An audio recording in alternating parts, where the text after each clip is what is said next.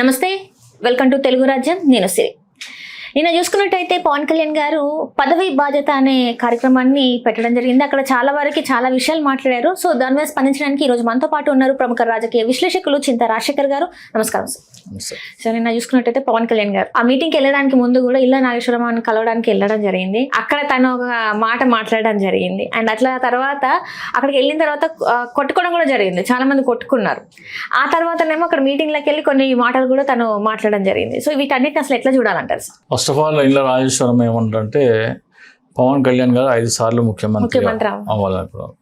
ఒక ముఖ్యమంత్రి అంటే ఎన్నికలకి అంటే మధ్యంతర ఎన్నికలు రాకపోతే 5 సంవత్సరాల టర్మ్ ఉంటుంది. 5 సార్లు ముఖ్యమంత్రి అంటే 25 years కావాలా. పవన్ కళ్యాణ్ ఏమో 15 సంవత్సరాలు మన టీడీపీతో పొత్తు అంటున్నాడు. అంటే నారా లోకేష్ 15 సంవత్సరాలు అంటే ఇంకా 10 సంవత్సరాలు.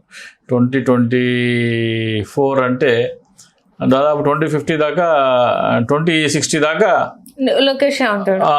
అంటే 15 సంవత్సరాలు అంటే 2040 దాకా లోకేష్ ఉంటాడు. అక్కడి నుంచి 20 సంవత్సరాలు అంటే పవన్ కళ్యాణ్కి 100 సంవత్సరాలు వస్తాయి. మరి 100 సంవత్సరాలు పవన్ కళ్యాణ్ అంటే పవన్ కళ్యాణ్ వాళ్ళ కార్యకర్తల మనోభావాలు ఎట్లా ఉంటాయి నేను చెప్తున్నా. పవన్ కళ్యాణ్ ముఖ్యమంత్రి అవ్వాలా అనే వాళ్ళకి ఆశ ఉంటుంది. ఈయనేం చెప్తున్నాడు, సీట్ల పంపకాలలో మనకి ఇబ్బందులు ఉంటాయి, టీడీపీతో పొత్తులో ఉన్నప్పుడు మనకి ఇబ్బందులు ఉంటాయి అని చెప్తున్నాడు. ఎందుకు మాట్లాడుతున్నాడు ఆయన? ఎన్నికల కంటే ముందర ఏమన్నాడంటే, ఈ ఒక్క ఎన్నికలు 21 సీట్లకు ఒప్పుకోండి, ఈ తర్వాత వచ్చే ఎన్నికలలో 33వ వంతు అంటే 1/3 33% సీట్లకు తక్కువ నేను ఒప్పుకోనని మీకు మాటిస్తున్నా అన్నాడు. ఎప్పుడు అన్నాడు? ఎన్నికల కంటే ముందర. ఎందుకని? అసెంబ్లీ ఎన్నికల్లో ఓట్లు వేయించుకోవడం కోసం. ఈ ఒక్కసారి మాత్రమే 21. ఇక్కడ నుంచి ఆ తర్వాత జరిగే ప్రతి ఎన్నికకి 3వ వంతు సీట్లు ఖచ్చితంగా తీసుకుంటా అన్నాడు. ఇప్పుడు ఏమొస్తుంది? పంచాయతీ ఎన్నికలు వస్తున్నాయి. పంచాయతీ ఎన్నికలు వస్తుంటే మరి తీసుకోవాలా, 3వ వంతు సీట్లు ఇవ్వాలా. 3వ వంతు కాదు 10వ వంతు కూడా రావు. నేను చెప్పినా కదా, అప్పుడు అట్లా అన్నావు కదా అని అడుగుతారు కదా. అట్లా అన్నావు కదా అని అడగకుండా ముందేనే చెప్తున్నాడు, సీట్ల పంపిణీలో మనకు ఇబ్బందులు ఉంటాయి అని. అట్లాగే మీకు తాడేపల్లిగూడెం ఎమ్మెల్యే బోలిశెట్టి శ్రీనివాస్ గారేమో మాకు విలువ లేదు, అది లేదు, ఇది లేదు అంటున్నారు. ఆయనేమో ఉంటే ఉండు పోతే పో అన్నాడు. ఆయన నన్ను ఇట్లా బ్లాక్మెయిల్ చేయొద్దు, ఉంటే ఉండు పోతే పో అన్నాడు. ఇవన్నీ చూస్తుంటే మీకు ఏమనిపిస్తుంది? నాకైతే ఒకటే అనిపిస్తుంది, జనసేన పార్టీ పవన్ కళ్యాణ్ కాదు. ఆయనకి ఎన్ని సీట్లు వస్తాయో ఎన్ని సీట్లు రావో అనేది డిసైడ్ చేసేది చంద్రబాబు నాయుడు. ఆయనతో పొత్తు ఉండాలా లేదా విడిగా పోటీ చేయాలా అనేది డిసైడ్ చేసేది చంద్రబాబు నాయుడు. జనసేన పార్టీ అనేది చంద్రబాబు నాయుడు స్థాపించిన పార్టీ. దానికి పవన్ కళ్యాణ్ కేవలం బినామీ అని నాకు అనిపిస్తుంది. ఎందుకని? ఇటువంటి మాటలు చూస్తేనే 15 సంవత్సరాల వరకు మనము పొత్తు కంటిన్యూ చేయాల్సిందే అని ఏ రాజకీయ నాయకుడు అన్నాడు. ఏమంటాడు? వీళ్ళు ప్రజలకి అనుకూలమైన పాలన లేకపోతే నేను బయటకు వస్తాను, నేను మద్దతు ఇవ్వను అంటాడు ఏ రాజకీయ నాయకుడు అని. సార్ ఏమంటాడు? 15 సంవత్సరాలు ఉండాలంటావు. అంటే ఆయనకి ఎక్స్పీరియన్స్ లేదు, మన దాంట్లో అంత ఎక్స్పీరియన్స్ క్యాండిడేట్స్ ఎమ్మెల్యేస్ కూడా లేదు. మనకి చాలా అంటే ఇంత ఎక్స్పీరియన్స్ ఉన్న వాళ్ళ కింద మనం కొంచెం నేర్చుకోవడం మంచిది, అందుకే 15 సంవత్సరాలు అంటున్నారు సార్. ఎక్స్పీరియన్స్ లేనప్పుడు పార్టీ ఎందుకు పెట్టాం? పోయిన ఎన్నికల ముందర ఏమన్నాడంటే, తెలుగుదేశం దాదాపు 40 సంవత్సరాల అనుభవం ఉన్న పార్టీ, మనము వచ్చి 10 సంవత్సరాలే కదా అయిందన్ను.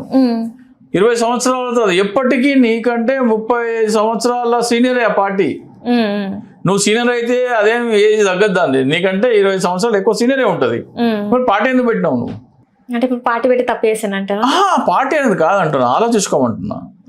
ఇప్పుడు చంద్రబాబు నాయుడు కమ్మ నాయకుడు, వంగవీటి మోహన్ రంగ హత్య అని, కాపుల రిజర్వేషన్లో మోసం చేస్తున్నారని దాసరి నారాయణరావు ఉదయం పేపర్ పెడితే రామోజీరావు ఆయన కలిసి అంటే కాపులను ఎదగనీయకుండా అణిచి వేస్తున్నారని కమ్మ సామాజిక వర్గం మీద ఒక ముద్ర ఉన్నది. వాళ్ళు ఎప్పుడూ టీడీపీకి ఓటు వేయరు. చంద్రబాబు నాయుడు ఏం చేసినాడు? కాపులు ఎవరు నాకు ఓటు వేయరు కాబట్టి డైరెక్ట్గా వేయరు. పవన్ కళ్యాణ్ నేను టీడీపీలో చేర్చుకుంటే కూడా కాపులు ఓట్లు వేయరు. అప్పుడు ఏం చేయాలా? కాపు ఓట్లే కోసం ఒక పార్టీ పెట్టించాడు ఆయన. పవన్ కళ్యాణ్ చేత ఒక పార్టీ పెట్టించాడు. అప్పుడు ఏం చేస్తారు, కాపులందరూ ఆ పార్టీకి ఓటేస్తారు. పోయి చలో నీకు ఇన్ని సీట్లు. జనాభా దామాషా ప్రకారం ఎన్ని సీట్లు రావాలా? 20 to 25% రావాలా. 25% సీట్లు అంటే 175 డివైడెడ్ దాదాపు 40 సీట్లు రావాలి. 45 సీట్లు రావాలి.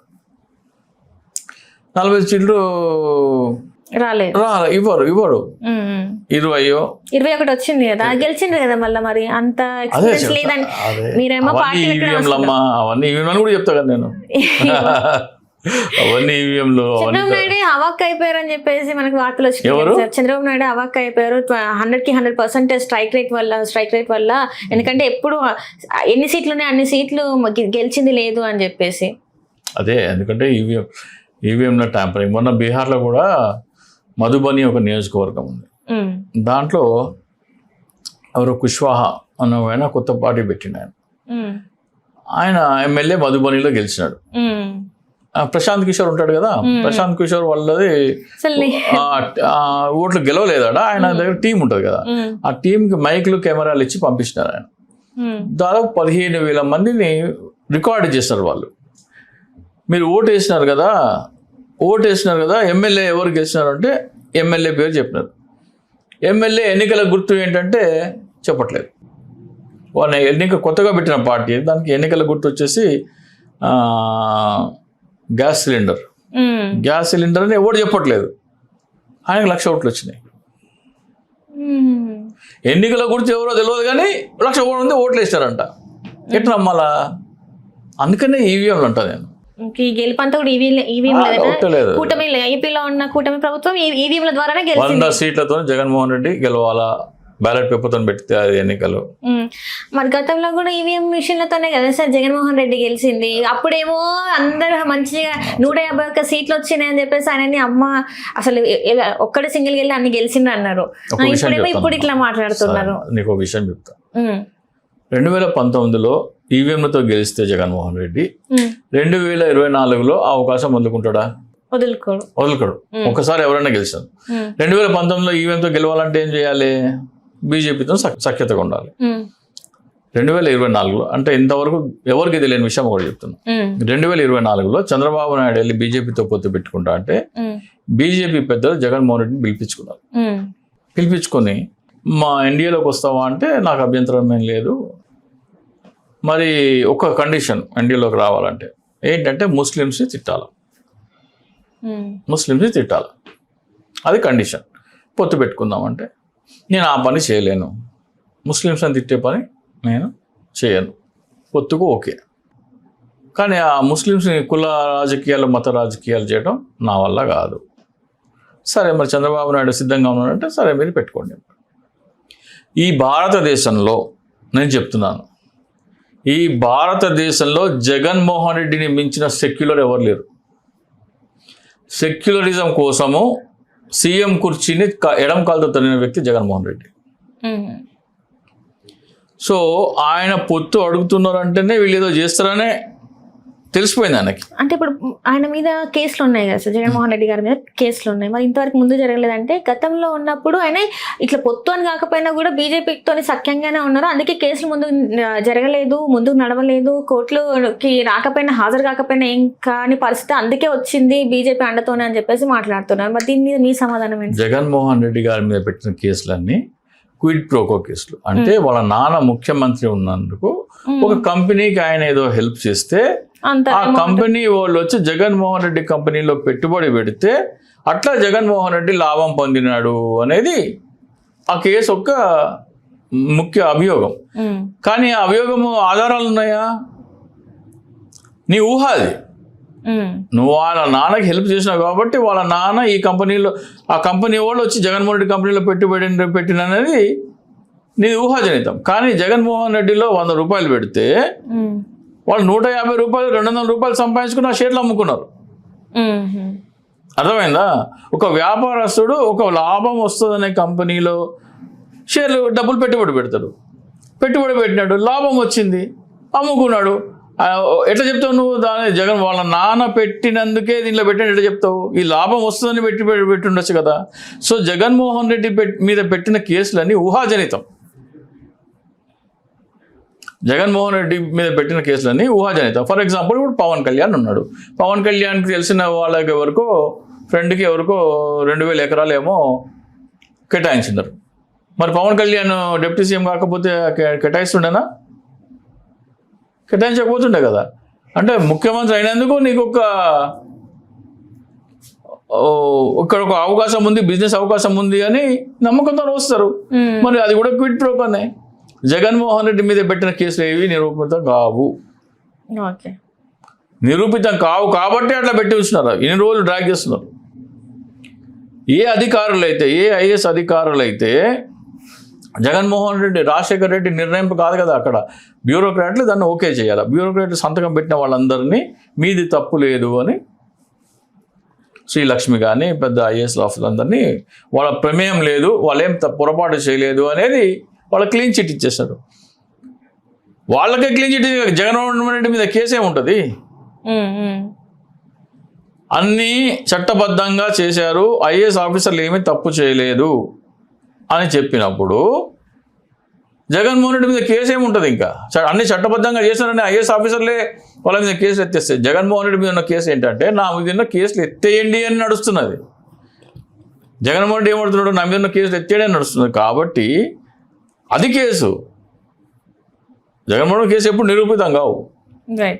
సో ఈవెన్ వాళ్ళు గెలిచినారు కాబట్టి ఆ సీట్లు. సో మనకు పవన్ కళ్యాణ్ టాపిక్ ఏం చెప్పేది ఏంటంటే, కాపులు డైరెక్ట్గా చంద్రబాబుకు ఓటేరు కాబట్టి పవన్ కళ్యాణ్ అనే వ్యక్తితో పార్టీ పెట్టించి ఆ ద్వారా వచ్చిన ఓట్లు ఈయన లాభపోతాడు.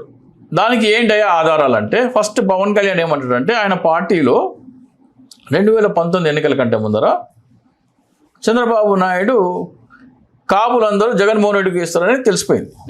కాపులందరూ ముద్రగడ పద్మనాభం వైపు ఉన్నారు. పవన్ కళ్యాణ్ ఏం చేసినా కానీ రావట్లేదు. అప్పుడు వీళ్ళిద్దరూ కొలాబరేషన్ చేసుకొని ఒక అండర్స్టాండింగ్కి వచ్చినారు. బాలకృష్ణ ఏమన్నాడు? చిరంజీవికి రాజకీయాలు తెలియరావు, మా బ్లడ్ వేరు, మా బ్రీడ్ వేరు అన్నారు. ఎందుకని అంటే కమ్మోల బ్లడ్ సుపీరియర్ బ్లడ్, కాపుల బ్లడ్ చాతగాని బ్లడ్ అని అన్నాడు. అంటే కాపులకు రోషం రావాలా? మా బ్లడ్ పనికిరాని బ్లడ్ అంటావా అని మేము అందరం పవన్ కళ్యాణ్ కోటేస్తామని అదొక కాపులను రెచ్చగొట్టే స్టేట్మెంట్ చెప్తున్నా. అలాగా జనం సంకర జాతి జనం అన్నాడు. ఎవరిని? కాపులను. పవన్ కళ్యాణ్ చుట్టూ ఉండే వాళ్ళందరూ అలాగా జనం సంకర జాతి జనం అన్నాడు. అంటే ఏమి? కాపులను తిట్టిండు. పవన్ కళ్యాణే సొంతంగా అన్నాడు, మా స్టూడియోలో కూర్చోబెట్టుకొని మా అమ్మని తిట్టించిండ్రు అని. అంటే పవన్ కళ్యాణ్ అమ్మని తిడితే ఎవరికి కోపం వస్తుంది? కాపుల కోసం. ఇవన్నీ రెచ్చగొడితే వీళ్ళందరూ వెళ్ళి పవన్ కళ్యాణ్కి ఓటు ఇస్తే ఆ ఓట్లన్నీ జగన్మోహన్ రెడ్డి పడకుండా పవన్ కళ్యాణ్కి పడాలని ఆ ప్లాన్ అది. కాకపోతే అది కనెక్ట్ కాలే కాపులకు. కాపులు దానికి కనెక్ట్ కాలే. నువ్వు ఎట్లా చెప్తావు? నువ్వు పవన్ కళ్యాణ్కి అగెన్స్ట్గా చెప్తావు, ఏదో ఒకటి చెప్తావు, అది ఎట్లా నమ్మాలి అనొచ్చు. ఎన్నికలు అయిపోయినాయి అమ్మ. 2019 ఎన్నికలు అయిపోయినాయి. నెల రోజులకే కృష్ణానదికి వరద వచ్చింది. వరద వస్తే ఆ వరద నీళ్ళన్నీ చంద్రబాబు నాయుడు ఇంట్లోకి పోయినాయి. ఇంట్లోకి పోతే చంద్రబాబు నాయుడు మాట్లాడతలేడు. పవన్ కళ్యాణ్ ఏమంటాడు తెలుసా? ఒక మాజీ ముఖ్యమంత్రి ఇంట్లోకి నీళ్ళు పోతే నువ్వేం చేస్తున్నావు జగన్ అంటాడు. అరే నిన్నటిదాకా మా అమ్మని తిట్టిండన్నావు, మా కులాన్ని తిట్టిండన్నావు, మా అన్నని తిట్టిండన్నావు, ఆ చంద్రబాబు ఇంట్లో నీళ్ళు పోతే నీకేమవుతుంది? ఏముంది మీ మధ్యలో అంత బంధం? అది అయిపోయిన తర్వాత భవన నిర్మాణ కార్మికుల సభ పెట్టిండ్రు విశాఖపట్నంలో. ఎన్నికలు అయిపోయిన 100 రోజులకి. అక్కడ పవన్ కళ్యాణ్ పక్కన ఎవరున్నారు? Left Atchannaidu, right Ayyanna Patrudu. ఏమన్నావు? తెలుగుదేశాన్ని భూస్థాపితం చేస్తా అన్నావు నువ్వు. 3 నెలలకే కలిసిపోయినరా మీరు? అంటే దీన్ని బట్టి ఎన్నికల ముందు మాట్లాడిన మాటలన్నీ డ్రామా అని విశ్లేషించుకోవాలి. ఆయన జేడీ లక్ష్మీనారాయణ కానీ ఒక 10-12 మంది కాపు నాయకులందరినీ తీసుకొచ్చిండు. ఎందుకని? ఇది కాపుల పార్టీ అని నమ్మించడానికి. ఎన్నికలు అయిపోయినాయి, ఓడిపోయినారు. వచ్చేసారి కాపులందరూ ఉంటే మనకి 80 సీట్లు కావాలా, పొత్తులో పోవాలంటే అని అడుగుతారు వీళ్ళందరూ. వీళ్ళందరినీ పార్టీలకు వెళ్ళి బయటికి పంపించేసినాడు. జేడీ లక్ష్మీనారాయణ, ఆర్ఎంఆర్ రామ్మోహన్ రావు గారు తమిళనాడు చీఫ్ సెక్రటరీ, అట్లాగే చింతల పార్థసారథి, ఐఏఎస్ తోట చంద్రశేఖర్ గారు, అట్లా ఒక 20 మంది ప్రామినెంట్ కాపు నాయకులను తీసుకొచ్చాడు ఎన్నికల ముందర. ఎన్నికలు అయిపోయినా అందరినీ బయటికి పంపించేశాడు. బయటికి పంపేయడం అంటే ఎట్లా, వస్తే వాళ్ళకి కుర్చీ వేయద్దు, నీళ్ళ బాటిల్ ఇవ్వద్దు, నిలబెట్టాలా. ఇప్పుడు అంత ఆ స్థాయిలో చీఫ్ సెక్రటరీ స్థాయిలో పనిచేసిన వాళ్ళు, ఐఏఎస్ స్థాయిలో డీజీపీ ర్యాంక్ లో పనిచేసిన వాళ్ళు కుర్చీ లేకుండా నిలబెడితే వాళ్ళకి ఆత్మాభిమానం దెబ్బతింటది. ఇంకోసారి పోకుండా పార్టీలకు వెళ్ళిపోతారు. వాళ్ళందరినీ ఎందుకు బయటికి పంపించినావు? వాళ్ళు ఉంటే జనసేన బలపడుతుంది. జనసేన బలపడితే చంద్రబాబు నాయుడు నుంచి ఎక్కువ సీట్లు ఇవ్వాలి. సో చంద్రబాబు నాయుడు జనసేనకి ఎక్కువ సీట్లు ఇవ్వాలంటే చంద్రబాబు నాయుడుకి నష్టం. నీ సొంత పార్టీ అనుకోండి, నా పార్టీ బలపడాలని కోరుకుంటావు. నీ సొంత పార్టీ కాదు, బినామీ పార్టీ అనుకోండి, నా పార్టీ బలహీనంగా ఉండాలని కోరుకుంటావు. బలహీనంగానే ఉండాలా, యజమాని ఏం చెప్తే చేయాలా. అట్లనే ఇప్పుడే చెప్తున్నాడు ఆయన, 3వ వంతు సీట్లను ముందు చెప్పిండు కదా. ఇప్పుడు సీట్లు రావు, లోకల్ ఎలక్షన్ లో సీట్లు రావు మీకు. బలహీనంగా ఉండాలా పార్టీ. ఇబ్బందులు ఉంటాయని చెప్తున్నారు. ఎందుకని? బలహీనంగా ఉంటుంది. మీరు నోరు మూసుకొని ఉండండి. మన పార్టీ బలహీన పార్టీ. ఇవన్నీ ఆలోచిస్తే, విశ్లేషించుకుంటే మీకు ఏమర్థమవుతుంది అంటే పార్టీ పవన్ కళ్యాణ్ కాదు, అది కేవలం బినామీ. Right right. మొత్తానికి అయితే మరి 5 సంవత్సరాల పాటు ముఖ్యమంత్రి 5 సంవత్సరాలు కాదమ్మా నాగేశ్వరమ్మ, ఆయన పవన్ కళ్యాణ్ పార్టీ అది కాదమ్మా. పార్టీ చంద్రబాబు నాయుడు, మీ వాడు కేవలం బినామీ. అర్థం చేసుకోండి, కాపులు కూడా అర్థం చేసుకోండి, బుర్ర వాడండి. Right sir, right sir, right. Thank you so much sir. నమస్తే. హలో, తెలుగు రాజ్యం ఛానల్ చూస్తున్నారా? సామాజిక, రాజకీయ, జీవన చిత్రణే తెలుగు రాజ్యం. అతిశయోక్తులు, అసత్యాలు ఉండవు. రాజకీయ కోణం కాదు, ప్రజా కోణమే కొలబద్ద. తెలుగు రాజ్యం వీక్షణ మీ ఉత్తమ అభిరుచికి నిదర్శనం.